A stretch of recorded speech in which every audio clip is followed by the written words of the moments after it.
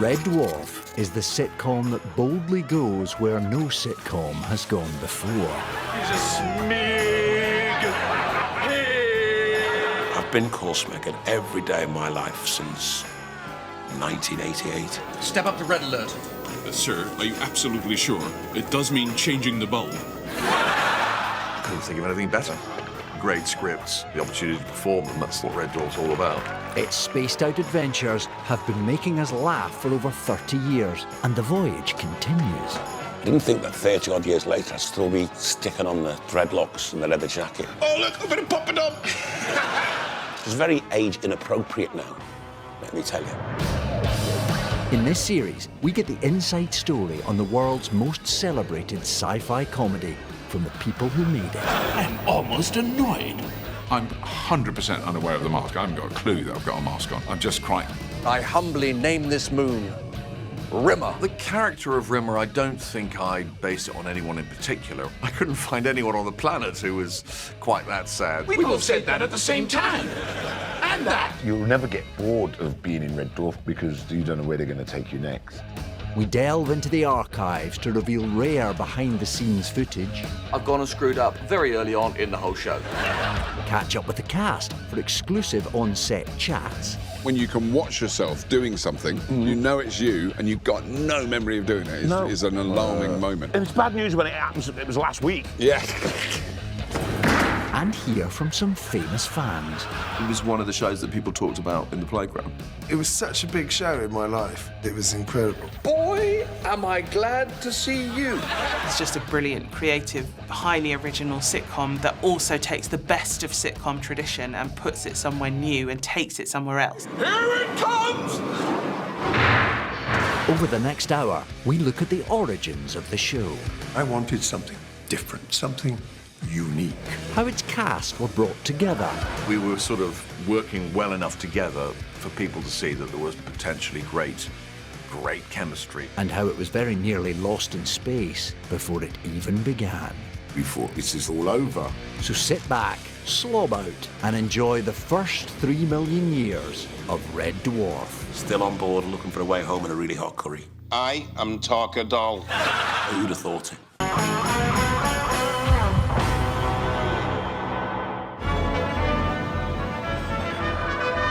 For decades now, we've immersed ourselves in the Red Dwarf universe. And at its centre is the most memorable cast of comedy characters ever assembled. It's 4 complete oiks in space. 1 human being, it's a hologram, a cat, and an android. It's the very classic sitcom setup where you have different personalities who can't escape from each other. The crew got wiped out, you survived. That's charmed. I survived to live the rest of my life with you, not charmed. There is a great one-line premise at the heart of all of this, which is, what if the last human being left alive is a complete waste of space? And that last man standing is unwashed space bum and curry connoisseur, Dave Lister. There's been a fire in here. It's a small one. Put it out with me beer. For goodness sake, Lister, that's terrible. Don't panic, I've got another one. He's just a lazy layabout. He's got no ambition, lives in the moment. He is a slob who is obsessed with curry and lager. Class. You know, he's never quite been house trained, let's put it like that. He's Rimmer's arch nemesis. They always screw each other over whenever they get a chance. Drop dead, Rimmer. Already have done. Encore.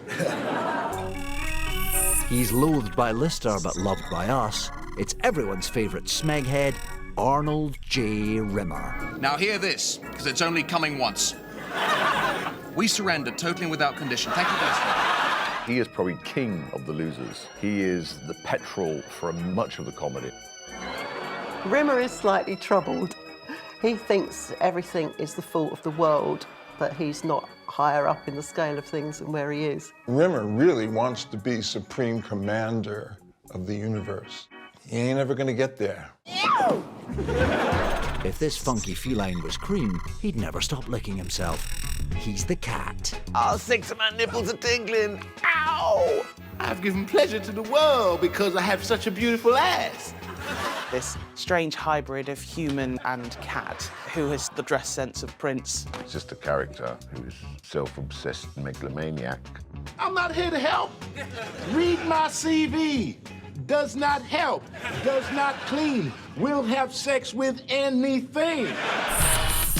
His warranty ran out yonks ago, but if you need a toilet unblocking, just call for Crichton. If you took a butler and a French maid and Mr. Spock and let them engage in an orgy, they would out Crichton.